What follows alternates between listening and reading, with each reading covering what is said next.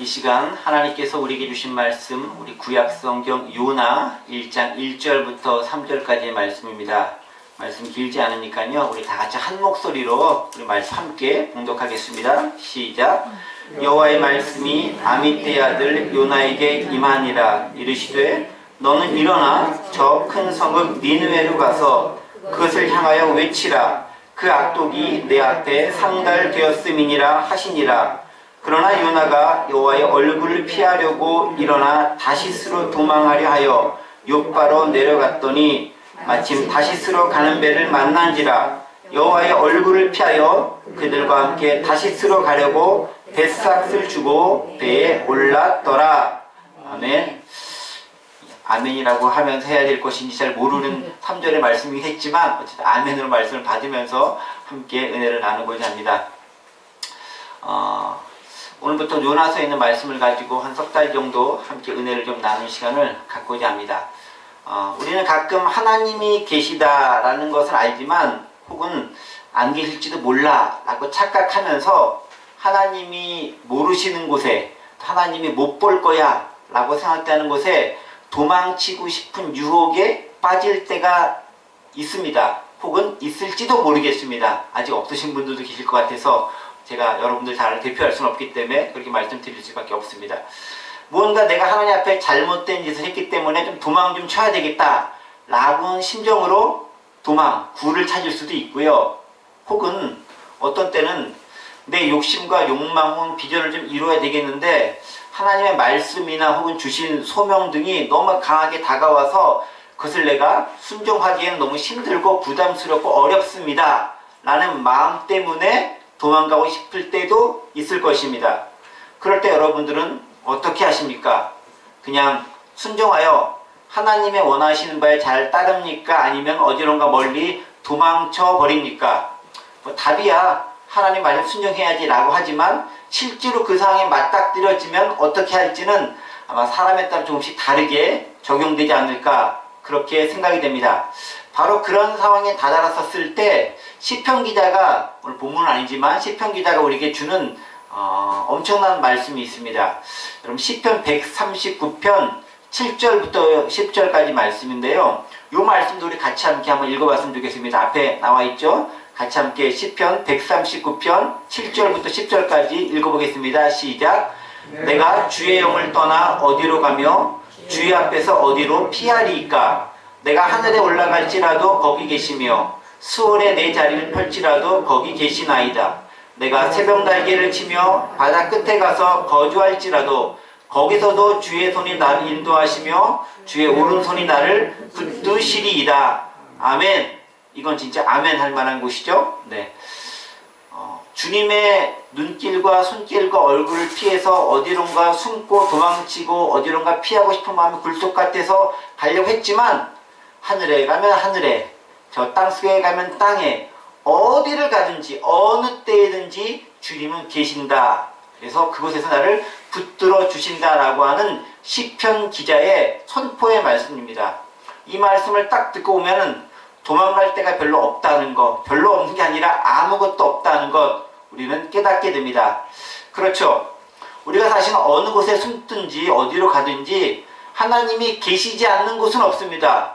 소위 하나님은 무소부재하신 분입니다. 안 계신 곳이 없는, 다 계실 수밖에 없는 그런 분이라는 거죠. 하나님은 제가 종종 말씀드리지만 시간과 공간을 품고 계신 분이에요. 동시에.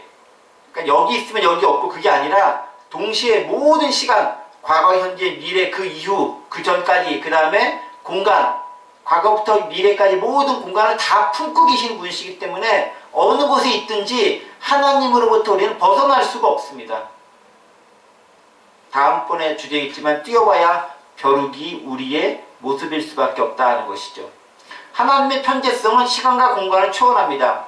하나님의 임재와 통치에서 벗어날 수 있는 곳은 지구상에 없습니다.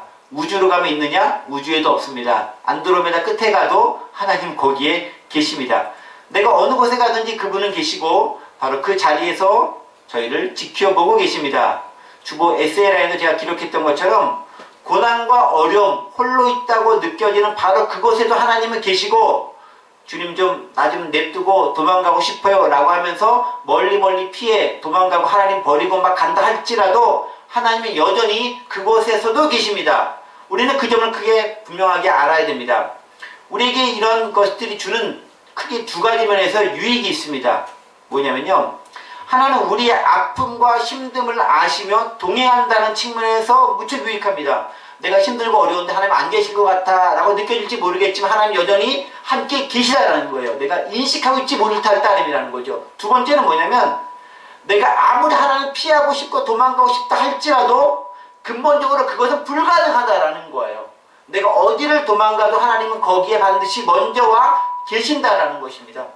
때문에 어떤 이유에서든 나는 하나님을 떠날 수 있어, 버릴 수 있어, 도망갈 수 있어 라고 생각하는 것들은 조금 버려두셔야 됩니다.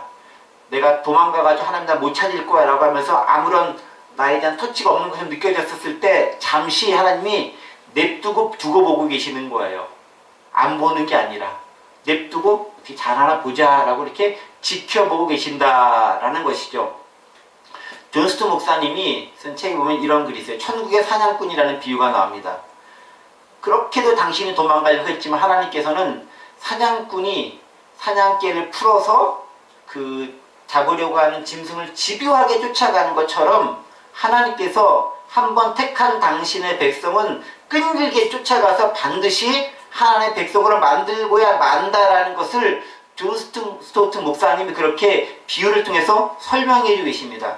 여기 앉아 계신 분, 나는 뭐 믿음 생활 엄청 잘하신 분도 계시고 또 얼마 안 되신 분도 계실 수도 있습니다. 모든 분 다 통틀어서 마찬가지입니다. 이곳에 앉아 계신다고 한다면 하나님은 천국의 사냥꾼처럼 열심히 우리를 쫓아가서 반드시 복음의 자리로 이끌어 줄 것을 믿습니다. 그리고 그것이 은혜다라고 저는 생각을 합니다.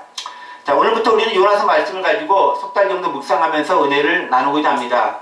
우리가 잘 아는 선지자 요나, 그리고 오늘 본문을 포함한 요나의 이야기는 바로 위와 같은 상황에 처했을 때, 하나님으로부터 좀 도망가고 싶었을 때, 하나님 좀 나를 찾지 마라고 했었을 때, 혼자 떨어져 외롭다고 느껴서 바로 그때에 어떻게 행해야 되는지를 우리에게 요나의 비유를 통해 적나라하게 이야기해주고 있습니다. 정확히 얘기하면 하나님의 우리를 향한 마음이 무엇인지 너희들 좀 알라라고 하면서 그 가운데서 우리를 어떻게 이끌어가고 계시는지를 요나의 이야기를 통해서 우리에게 말씀해주고 있다라는 거예요. 사실 우리 요나 얘기 많이 들어서 알고 있습니다. 뭐 교회 학교 다니본 친구들은 어렸을 때부터 수없이 주일학교 들었던 얘기가 요나 이야기, 고래뱃송 얘기, 그게 고래인지 아닌지도 모르는 다이가 그 고래뱃송 얘기를 통해서 많이 듣고 알고 있었던 그런 정말 이야기 같은, 절대 사실이라고 볼 수 없을 것 같은 그런 이야기가 요나 이야기입니다. 하지만 그것을 조금만 자세히 보면은 그 안에 숨겨진 놀랍도록 많은 보화들이 감추어져 있습니다. 그 의미를 찾아내고 그리고 항상 우리를 감찰하고 지켜보시는 그 하나님 앞에서 우리가 어떤 삶의 자세를 유지하면서 나아가야 되는지 말씀을 통해 생각해보고 결단하는 그런 시간들이 되기 원합니다. 자, 먼저 본문을 좀 보면서 함께 은혜를 나누도록 하겠습니다. 본문 1절 이렇게 시작합니다. 여호와의 말씀이 아미떼의 아들 요나에게 임하니라 이르시되 라고 기록되어 있습니다. 자, 제일 처음 시작하는 구절이 여호와의 말씀이 아미떼 아들 요나에게 임하니라 라고 되어져 있습니다. 선언이죠, 선언. 자, 이 요나서는 선지서를 시작하면서 선언하고 있습니다. 여호와의 말씀이 요나에게 임했다라는 거예요. 임했다. 여러분들 그 선지서들, 예언서들은 종종 이런 구절로 시작됩니다. 하나님 말씀이 아무개에게 임했다 라는 것으로 말씀이 시작되고 있습니다. 그러니까 기독교는 계시 종교죠. 내가 갈구하고 찾았다 이게 아니라 하나님의 말씀이 우리에게 먼저 임해서 그 말씀에 사로잡혀서 우리가 어떤 일을 감당하게 되더라라는 거예요. 여러분, 이게 기독교가 다른 종교와 아주 큰 차이를 보이는, 아주 엄청난 차이를 보이는 점입니다. 특히 불교라든가 그런 것들은 내가 내면에서 뭔가를 찾아서 발견해야 되고 깨달아야 되는 데 있어요. 그런데 기독교는 뭐냐면 하나님의 말씀이 우리한테 임해서 우리가 그 말씀을 듣고 순종하며 나아간다라는 거예요. 엄청난 차이가 있는 거죠. 외부로부터 성령께서, 하나님께서 우리에게 임재하신 걸 통해서 말씀해 주시는 것이 기독교의 복음 전파의 방식이다라는 겁니다. 하나님의 말씀이 누군가에게 임하고 그리고 그 말씀을 받은 선지자는 그 말씀을 세상에 선포하거나 혹은 자신이 받은 말씀대로 삶을 살거나 혹은 순종하는 것을 요구받게 됩니다. 본문의 요나도 바로 그런 요구를 하나님으로부터 받기 시작합니다. 자, 그렇다면 조금 생각해 보겠습니다. 여호와의 말씀이 요나에게 임했다. 하나님의 말씀이 아미떼 아들 요나에게 임하니라라는 것. 하나님의 말씀이 요나에게 임했다라는 것은 과연 어떤 의미를 지니고 있는 걸까요? 여호와의 말씀은 도대체 왜 임하는 걸까요? 성경 보면은 말씀이 임했다라고 되어져 있잖아요. 여호와의 말씀이 임했다. 영어로 보면은 The word of the Lord came to Jonah라고 되어 있습니다. 여호와의 말씀이 요나에게 왔다라고 기록되어 있습니다. 여러분, 왜 하나님의 말씀이 요나에게 왔을까요? 본문의 요나서를 포함한 선지서들에게서 주로 나타나는 이 표현, 여호와의 말씀이 누구에게 임했다라는 표현은요, 이스라엘에 대한 하나님의 심정과 그 마음을 알려주고 바로 그 하나님의 마음을 알고 깨닫고 같이 공감하면서 이스라엘에게 선포하고 그들에게 임할지도 모르는 여러 가지 화와 재앙들을 피하게 하라는 사명을 받은 선지자, 네가 그 사명을 가지고 있다는 것을 알라고 우리에게 말씀해 주셨다라는 거예요. 그러니까 하나님의 말씀이 선지자에게 임한 것처럼 혹은 오늘상 우리에게도 임할 수 있어요. 우리는 모두 신약시대에는 하나님과 우리가 직접적으로 대면할 수 있고 기도를 통해 교통할 수 있고 말씀을 통해 깨달아 알 수 있지 않습니까? 하나님의 말씀 내게 임했다라는 것은 뭐냐면은 그걸 끝이구나라는 것이 아니라 그 다음에 우리가 그 말씀을 가지고 뭔가 행해야 할, 즉 순종해야 될 뭔가가 있다라는 거예요. 그것이 무엇인가를 바르게 깨달을 필요가 있다는 것입니다. 그 첫 번째가 뭐냐면은 하나님이 왜 그 말씀을 내게 주셨는가를 알아야 되는 거예요. 근데 그것은 뭐냐면은 내가 너를 향한 혹은 너를 통해 이루고자 하는 저 백성, 저 사람, 저 민족, 저 땅의 마음이 어떤지 먼저 알기 원하는 것이 하나님의 의도라는 데 있다라는 거예요. 아까 우리가 찬양했던 것처럼 하나님은 우리가 아버지 하나님의 어떤 마음을 가지고 의도를 가지고 뜻을 가지고 계시는지를 알기를 원하시는 거예요. 그래서 말씀이 우리에게 임했다라는 거예요. 하나님의 말씀에 선지에 임한 것은 그를 통해 뭔가 하나님의 백성들이 하고 싶은 말씀이 있기 때문에 있습니다. 그리고 그 말씀을 받은 선지자는 그 하나님의 말씀에 순종할 의무가 있습니다. 정확히는 순종할지 도망갈지를 결정하고 행동해야 된다는 것입니다. 하나님 가끔 때때로 목회자들에게 또 여기 계신 성도분들에게도 동일하게 해당된다고 저는 생각합니다. 특별한 말씀과 마음을 주실 때가 있어요. 비록 쩌렁쩌렁하게 큰 소리를 막 이렇게 울리는 것처럼 들리지 않는다 할지라도 마음의 부담감이나 어떤 마음에 떠오르는 것이나 어떤 것에 대한 기울어짐을 통해서 말씀하시는 경우가 있습니다. 혹은 누구를 생각하면서 어떤 말씀이 떠오르게 되는 그런 경우도 있습니다. 어떤 성도가 생각나게 한다든지 유독 마음이 가게 한다든지 혹은 기도하고픈 생각이 강하게 밀려올 때가 있습니다. 바로 그럴 때는 하나님께서 주신 말씀과 마음이라는 겁니다. 어떤 마음이요? 누군가를 향해 중보기도를 하라는, 그리고 혹은 그의 처지가 어떤지 확인해 보라는 하나님의 계시와 같은 말씀이 바로 그것이라는 거죠. 그래서 어떤 말씀이 떠오르거나 어떤 생각이 되면 그 자리에서 순종을 하거나 거절하거나 둘 중에 선택을 해야 되는 거예요. 그 결과에 대한 책임은 본인이 져야 되는 거겠죠. 어떻게 해야 될지 우리는 잘 생각해 봐야 됩니다. 또 하나님은 어떻게 말씀이 임하냐면은 사명을 부여할 때 또 말씀을 주시기도 합니다. 전에도 제가 한번 살짝 이야기한 적이 있는 것 같은데, 제가 한 7, 8년 전쯤인가요? 한 대학 4학년 시절 여름에 지리산에 올라가서 기도하러 간 적이 있습니다. 갔다가 이제 막 기도를 열심히 하고 있는데 하나님께서 주시는 말씀이 주님을 위해서 너의 풀타임으로 헌신을 좀 해라 라는 그 마음을 계속 주는 거예요. 하나님 말씀이 저한테 그렇게 임하는 거죠. 근데 저는 이제 별로 하고 싶은 생각이 없었기 때문에 그거 말고도 세상에 좋고 하고 싶은 것들, 예, 소망, 꿈 얼마나 많았겠습니까? 나는 그걸 해야 되기 때문에 하고 싫습니다 라는 마음을 가지고 하나님과 오랜 시간 씨름을 했어요. 나는 하기 싫다. 하나님 좀 해라. 그런데 주시는 마음이 어떤 거냐면은 마음이 부담으로 계속 주는 거예요. 그런데 저는 그것을 포기하고 제가 가지고 있는 것들을 포기하고 하나님 말씀 순종하기에는 내가 가지고 있는 생각들과 의지가 너무 강한 거예요. 하나님, 저는 되면서 포기할 수 없습니다 라고 거기까지 결론 내고 이제 내려왔죠. 그리고 제가 지난번에 말씀드렸던 것처럼 그러다가 교통사고 크게 났죠. 그래서 제가 죽을 뻔하다가 살아났죠. 같이 타고 가시는 분 중에서 몇 분은 돌아가시고 크게 병원에 입원하시고 한 2년 정도 병원에 계신 분도 계시고, 그리고 저는 지금 이렇게 이 자리에 앉아 있습니다. 하나님의 말씀 순종하느냐 안 하느냐에 따라서 결과가 달라질 수 있다라는 것이죠. 그러면서 가르치신 거죠. 그래도 순종하는 게 여러모로 유익해. 네가 그렇지 않으면 많은 사람이 다칠 수도 있어 라고 이야기합니다. 나중에 보면 요나의 경우랑 좀 많이 비슷하지 않습니까? 도망가려고 했더니 배를 막 난파하게 돼서 다른 사람 다 죽게 만들고 그 사람 변화시키고, 순종을 하느냐에 따라서 주변 사람이 고생하느냐 안 하느냐가 결정될 수 있다라는 나만 책임지는 게 아니라 내가 책임져야 할 것이 많은 그런 상황에 맞닥뜨려질 수도 있습니다. 자, 그런데 하나님은 그래서 어떻게 순종할지 우리에게 맡겨주신다라는 거예요. 순종할지 안 할지의 선택권은 우리에게 던져주신다라는 거예요.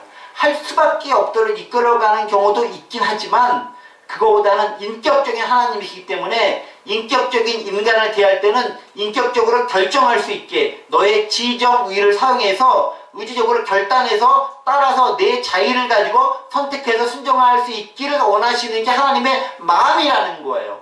그게 하나님의 방법이라는 거죠. 때문에 우리가 내 마음에 거룩한 부담으로 오는 것이 있다면, 말씀으로 우리에게 다가오는 것이 있다면, 내 마음에 그냥 강하게 떠오르는 것이 있다면 순종하는 게 당사자를 위해서건 주변에 있는 사람을 위해서건 유익하다.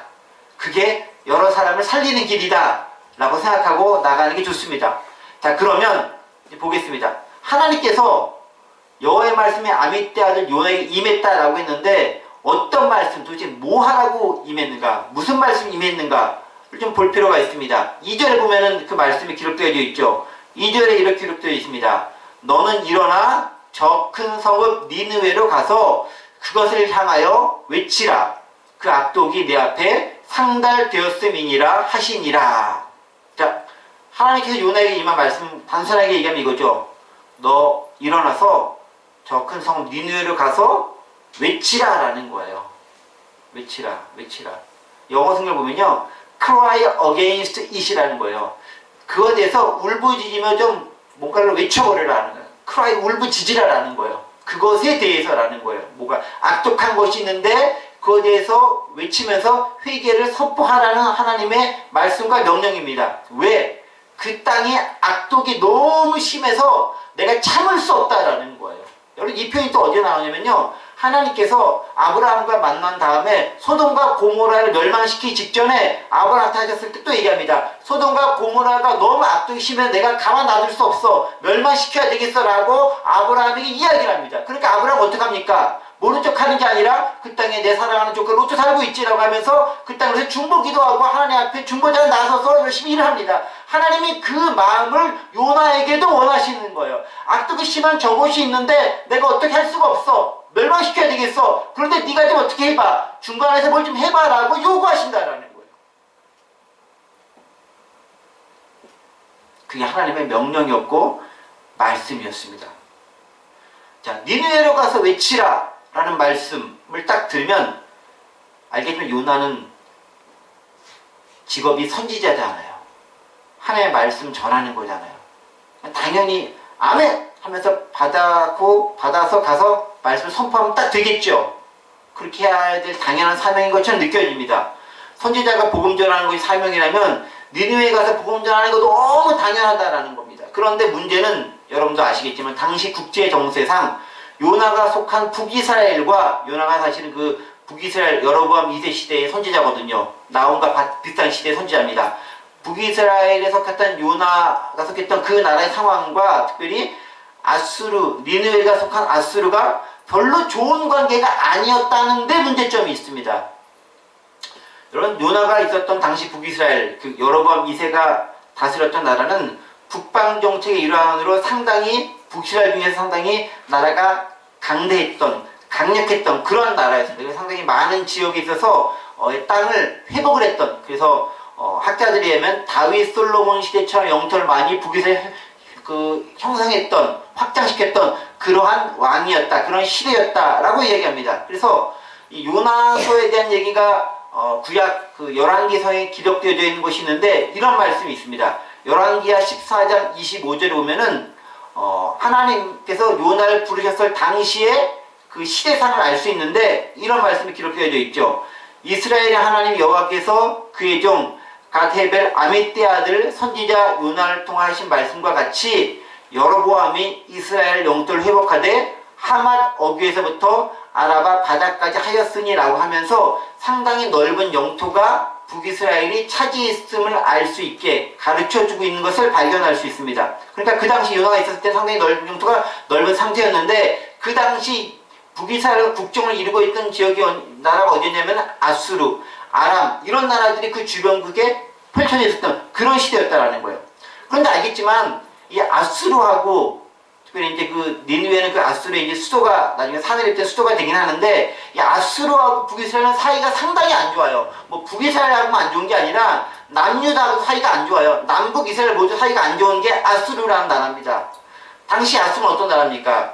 제국으로서 세력을 넓혀가고 있던 아수르는 끊임없이 이스라엘을 괴롭혔습니다. 남유다와 북이스라엘 가리지 않고 괴롭혔고 그로 말미암아 남북 이스라엘은 엄청나게 고난을 받았던 그런 형국 가운데 있습니다. 아수르뿐만이 아니었죠. 아람도 있고 남쪽으로 이집트도 있었습니다.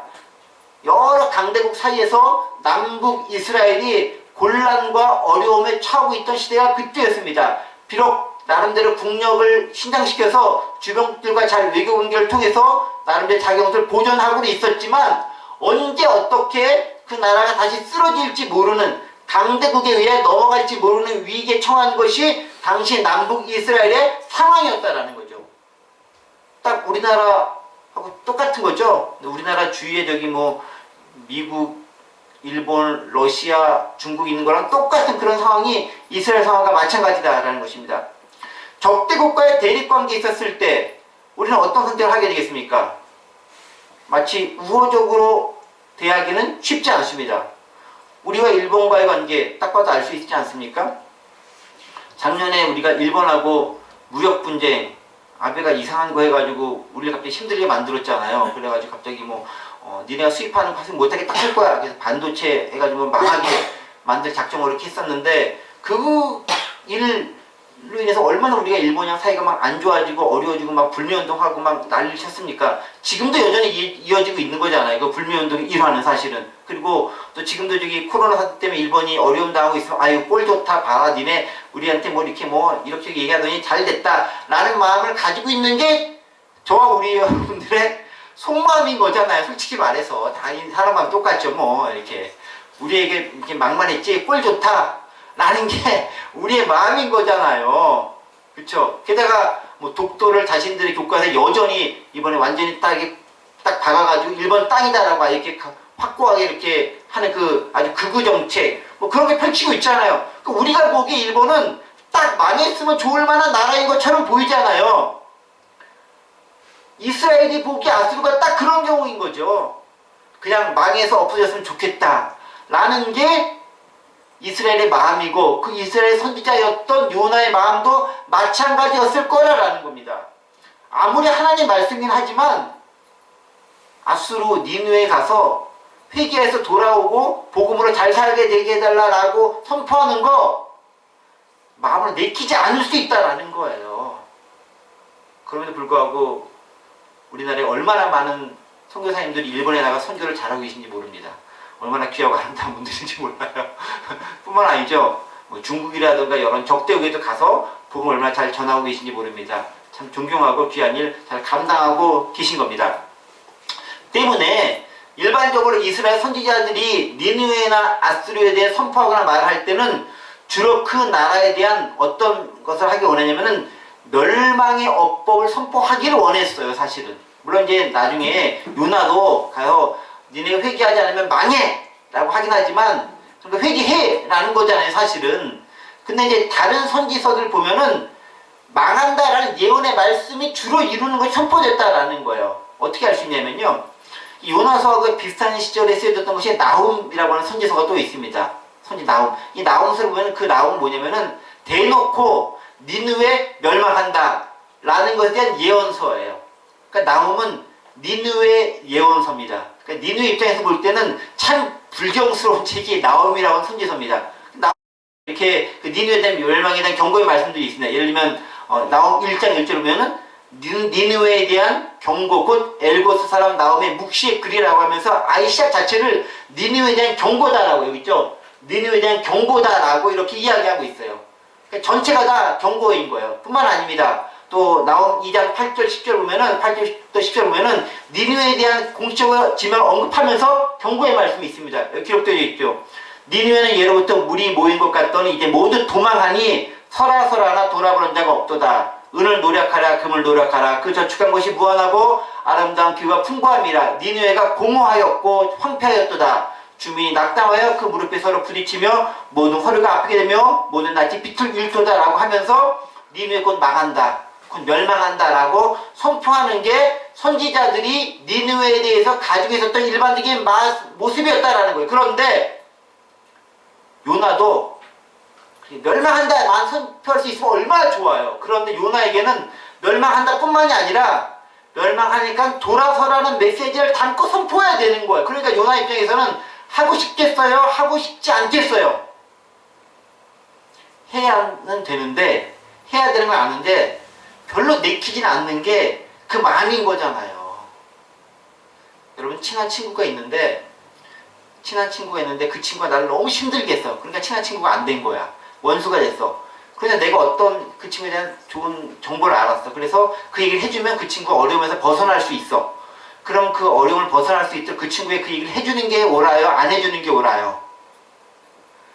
물론 우리가 해주는 게 옳다는 걸 알 수 있죠.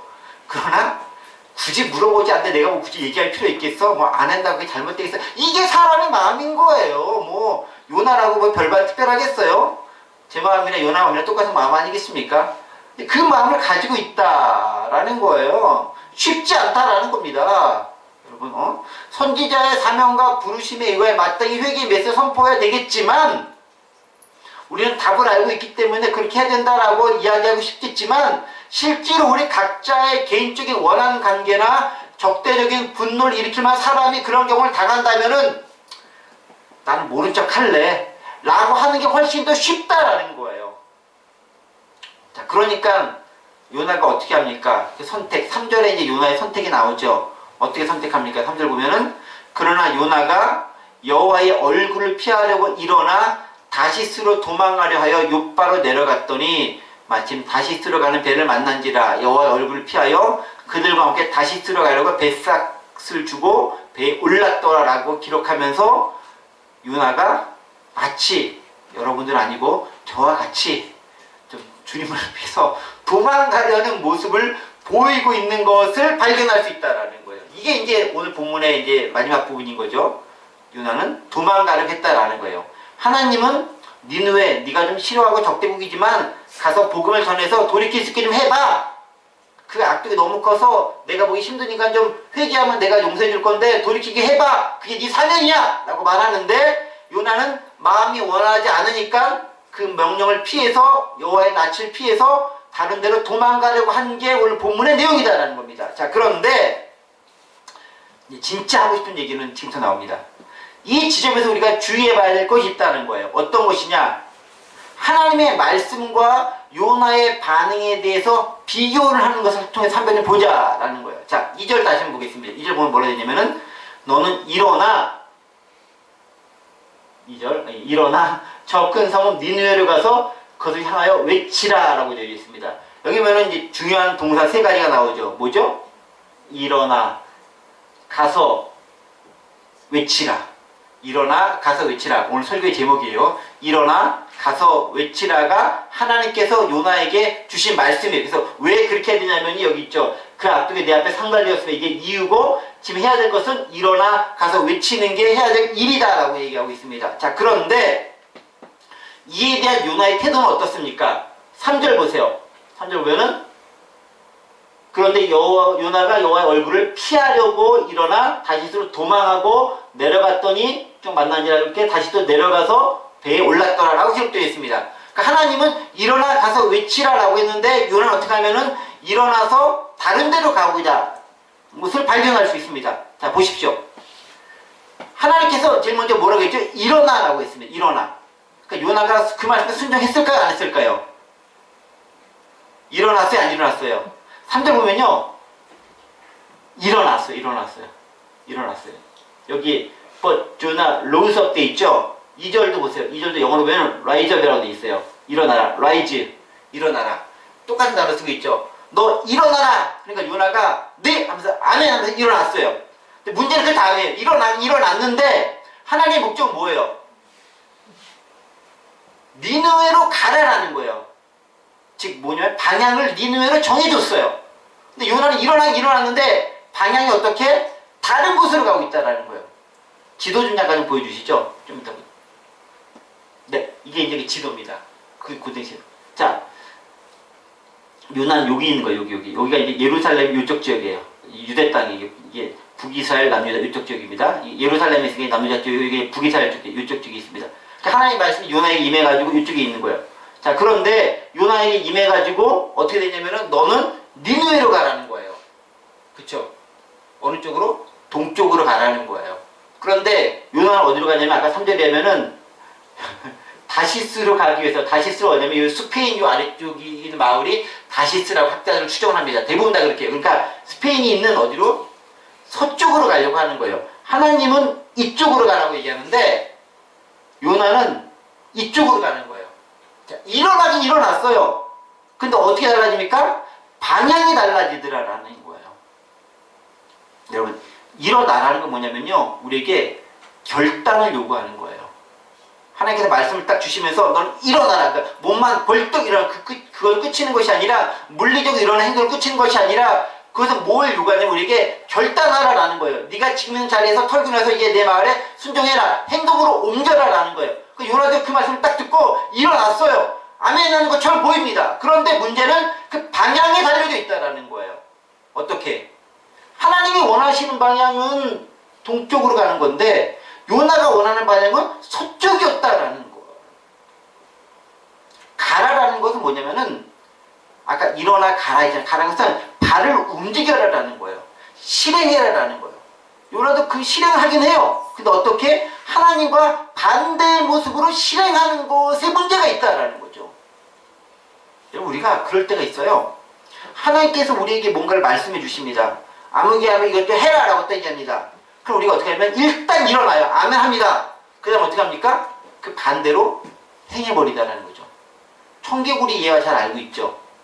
청개구리의 모습이 바로 요나의 모습이었다는 거예요. 일어났는데 일어나는 모습 봤을 때 뭔가 하는 것 같아. 같은데 그 다음에 방향이 달라지더라라는 것입니다. 하나님께서는 또 뭐라고 얘기하죠? 일어나 가서 외치라라고. 외치라라는 게 뭡니까? 하나님께서 요나에게 부여진 사명을 감당해라라는 거예요. 감당해라. 왜 외치라고 얘기했죠? 니느웨의 악독이 너무 커서 내 앞에 상당히 내가 도저히 견딜 수가 없구나. 내가 그걸 망하게 해야 되겠는데 너 가서 좀 살려라. 그 책임 너에게 있으니까 그 사명을 감당하기 위해서 외치라라는 거예요. 사명을 감당하라라는 거예요. 그런데 그 말은 뭐겠습니까? 여전히 우리에게 주는 그 말씀이기도 하다는 거죠. 뭐를 향해서. 여러분 아시겠지만 니느웨가 상징하는 것은 뭐겠습니까? 그 당시 니느웨는 적대국이었지만 오늘 우리에게서 니느웨가 상징하는 뭐냐면 우리가 살고 있는 또 다른 세상을 의미하는 거예요.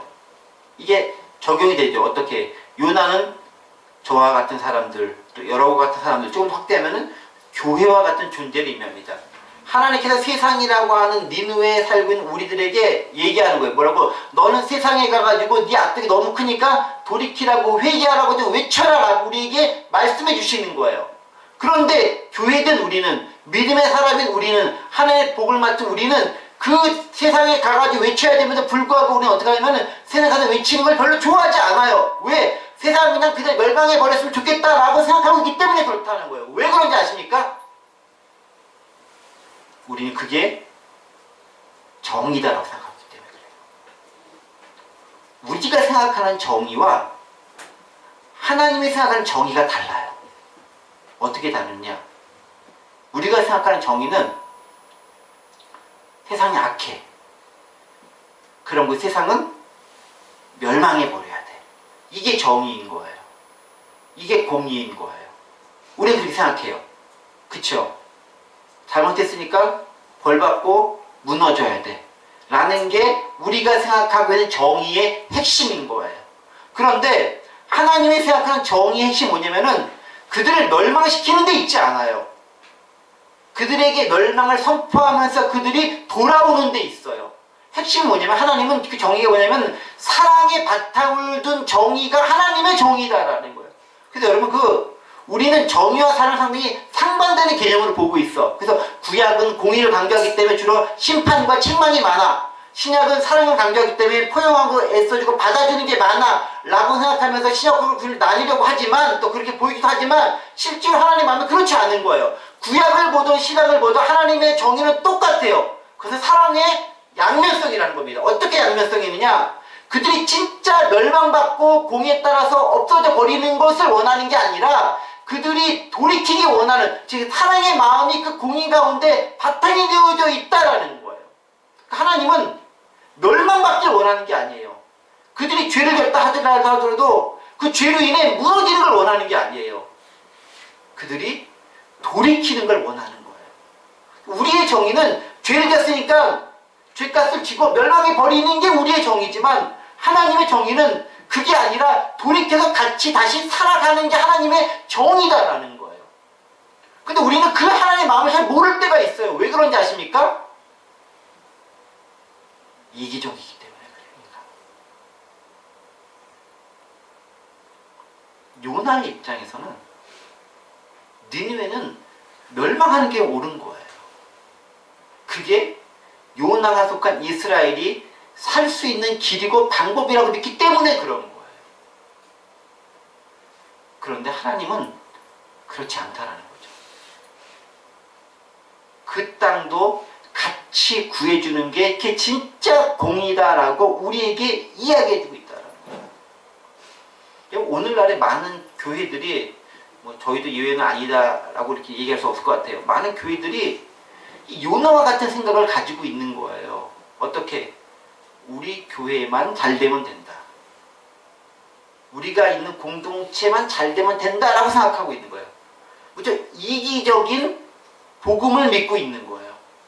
이기적인 공의만 믿고 있는 거예요. 그리고 남들은 멸망해도 상관이 없다라는 거예요.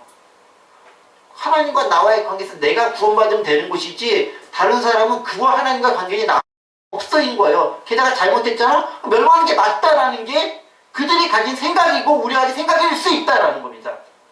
그런데 교회도 그럴 수 있는 거예요. 우리 교회만 구원받고 잘 되면 되는 거야. 죽어가고 있는 세상에 대해서 냅둬도 되는 거예요. 우리는 구원받았기 때문에. 이렇게 생각할 수 있다. 편협한 이기주의적 구원으로 인해서 우리가 마땅히 해야 될 것 뭐죠? 세상에 나가서 복음을 전하고 그들을 구원하고 그들에게 하나님의 은혜를 선포하는 것을 게을리할 수 있다는 거예요. 단지 예수 믿게 한다 그 측면이 아니라 그들이 돌이킬 수 있는 기회를 제공해 주도록 끊임없이 세상에게 말을 전해하고 선포해야 되고 뭔가를 이야기해 줄 수 있는 것이 되어야 된다. 그게 바로 우리가 하나님께 우리 요나에 주신 외치라라는 것에 대한 정확한 표현이다라는 그 의미다라는 것입니다. 그런데 우리는 그것을 별로 하기 원치 않을 때가 있어요. 왜냐면 나는 구원받았기 때문에, 나는 잘 살고 있기 때문에 저기는 망해도 된다라고 생각할 수 있는 것이 우리의 모습일 수 있다라는 것입니다. 그래서 우리가 택한 곳이 어딘지 아십니까? 요나가 어디로 가죠? 니느웨로 가라 그러는데 다시스로 가기 위해서 어디로 갑니까? 요빠로 내려갑니다. 요빠. 그렇죠? 요빠로 내려갑니다. 요빠는 어떤 곳인지 아십니까? 요빠?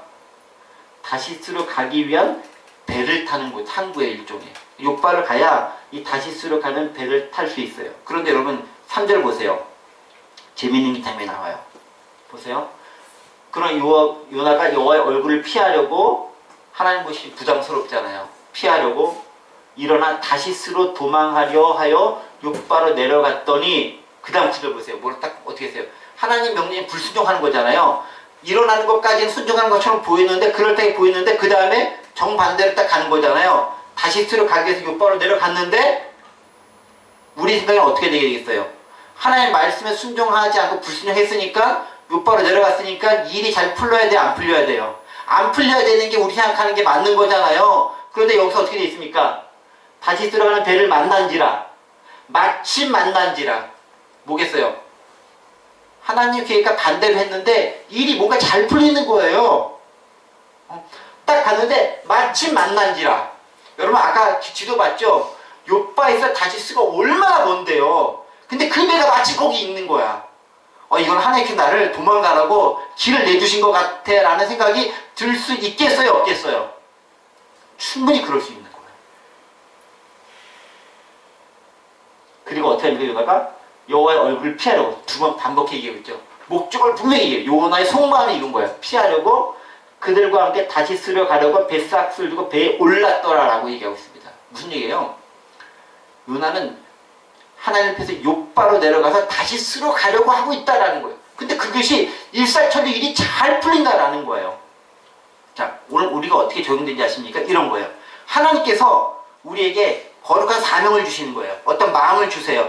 근데 그 마음을 따라서 내가 행하기는 마음 너무 부담스러운 마음인 거예요.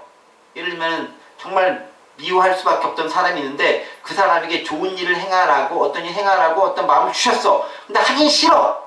그래서 하나님 이거 내가 잠시 덮어주고 저 딴 거 하려고 도망을 가는 거야. 그 도망가는 거 어디? 다시스를 가야 되는 다시스를 가기 직접 못 가니까 요바로 내려가는 거예요. 요바가 상징하는 게 뭔지 아십니까? 그 내가 하나님께 주신 그 마음을 잊기 위해서 거쳐야 할 내 나름대로의 첫 번째 종착지, 목적지가 요바라는 곳이에요.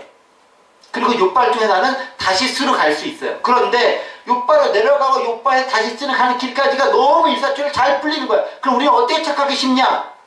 하나님께서 그 마음 덮어두고 딴 걸 해도 냅두시는구나. 오히려 이게 하나님의 뜻인가 보다라고 착각하기 쉽다라는 거예요. 많은 부분에서 여기서 넘어지기 쉬워요. 왜? 거역했는데도 아무런 문제가 없거든. 오히려 일이 잘 되거든. 잘 풀리거든. 아니 그 멀리 가는 배를 딱 만나기가 얼마나 쉬워요. 잘 됩니다. 그런데 뭐냐면 또 3절에는 백삭스를 줬다 해요. 백삭스를 주거라고 했어요. 백삭을 줬다는 게 뭐냐면은 내가 내 해야 될 일, 내 목적을 위해서 값을 치렀다라는 거예요. 그러니까 뭐냐면 이거예요. 요나는 하나님을 피해서 내가 원하는 내 뜻을 이루고자 하는 데는 기꺼이 자신의 수고와 관련된 모든 것들을 치렀다라는 거예요. 그리고 배에 올라탔다라고 얘기하고 있습니다. 우리가 그럴 때가 있는 거죠. 하나님께서 말씀해 주신 것이 있는데 그걸 하기는 부담스러워. 잠시 접어두고 딴 것을 하면서 내 모든 열정과 시간과 돈과 에너지와 이것을 다 투자하면서 기꺼이 치르면서 거기서 헌신한다라는 거예요. 그리고 그것이 하나 일이 잘 풀려가는 걸 보게 되는 거예요. 그러면서 이게 또 괜찮은 방법이겠구나. 이걸 통해서 뭐 할 수 있겠구나 라고 생각하면서 그걸로 나갈 수 있다라는 거죠. 왜 하나님께서 잘 풀리는 것처럼 이렇게 냅뒀을까요? 왜 그랬을까요? 그 이야기 이제 다음 시간부터 이제 하게 될 텐데, 하나님께서 우리에게 보여주시는 것들, 그래서 우리는 분별할 수 있는 지혜가 이 시점에서 필요하다라는 거예요. 즉, 핵심은 뭐냐면은 하나님의 말씀에 순종해서 그대로 나아가는 것이 가장 올바른 것인데, 때로 불순종했을 때도 잘 되는 것처럼 보이는 것이 진짜 그것이 아니다라는 것들을 발견하고 그걸 캐치해낼 수 있어야 된다는 것입니다. 근데 이게 쉽지 않다라는 거예요. 왜냐면 내 욕심이 크면은 말씀을 내가 가릴 수 있기 때문에 그렇다라는 거예요. 요나는 선지자예요. 게다가 여러 번 이제 때 같이 왕과 더불어서 이스라엘 영토 확장되는데 크게 공헌한 그런 기억이 쓰임받은 사람이에요. 그 사람에게도 여전히 자기 의와 자기 욕심과 자기 사망과 자기가 나름대로 가지고 있는 비전, 비전이라 말하면 좀 그렇죠. 야망이라기에도 정확한 표현일 것 같습니다. 그래서 여전히 가지고 있었다는 것입니다. 하물며 우리는 어떨까라는 것입니다. 우리는 한번 돌이켜볼 필요가 있다라는 거죠. 내 일을 위해서는 백삭스를 지불하면서까지 열심히 투자하고 있지만 하나님께서 말씀하신 것에 대해서는 애써 외면하려고 하는 모습이 우리의 모습이 아니었던가에 대해서 우리는 한번 곰곰이 생각해 볼 필요가 있는 거예요. 오늘 시간 한번 여러분들 한번 생각해 보세요. 혹시 내가 그런 거 있었나 없었나? 말씀해 주고 있었나 없었나? 생각해 보시기 바랍니다. 말씀을 정리하겠습니다. 하나님께서 우리에게 일어나 가서 외치라 라고 얘기합니다. 우리는 일어나라는 말씀에는 순종합니다. 결단하는 것까지는 합니다. 그런데 방향을 바로 잡아야 됩니다. 하나님의 방향이냐 내가 원하는 방향이냐. 내가 원하는 방향으로 갔었을 때 잘 풀리려고 해서 그게 진짜 옳은 것인지 아닌지를 분별할 수 있는 시각과 눈을 가져야 됩니다. 그것이 없으면은 더 엄청난 재난의 상황으로 그 지름길로 내가 내려갈 수 있습니다. 언급은 안 했지만 하나님은 가서 외치라 라고 얘기하고 있지만 요나는 계속 내려가고 라는 모습이 반복되어 있습니다. 요나는 스스로의 길로 내려가는 거죠. 왜? 내려가는 것은 쉽기 때문에 그래요. 올라가는 것은 어렵습니다. 그러나 하나님께서 우리가 원하시는 것은 말씀에 순종해서 올라가서 외치는 데 있습니다.